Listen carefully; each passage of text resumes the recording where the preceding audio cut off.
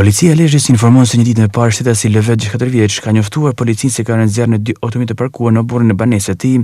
Si pasojë e zjarrit, të 2 automjetet kanë pësuar dëmtime në pjesën përparme.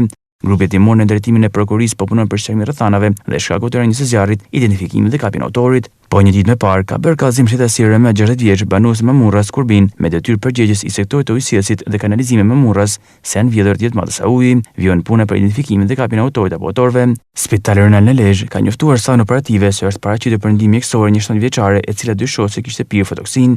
70 vjeçari u transportuar në Spitalin e Traumës në Tiranë për ndihmë të specializuar ku ndodhet jashtë rrezikut për jetën. Specialist seksionit për hetimin e krimeve të Komisariatit të Policisë Mirdit e referuar më në prokurori për shtetasin AG 55 vjeç banues në fshatin Simon Mirdit, pasi dyshohet se me datë 20 mars ka vjedhur në banesën e shtetasit në 60 vjeç banues në të njëjtin fshat një sasi në produkti rrushi. Matat procedurali kaluan prokurisë pranë gjykatës së shkallës së parë të dyshën përgjithshëm Lezhë për veprimet më të tejshme.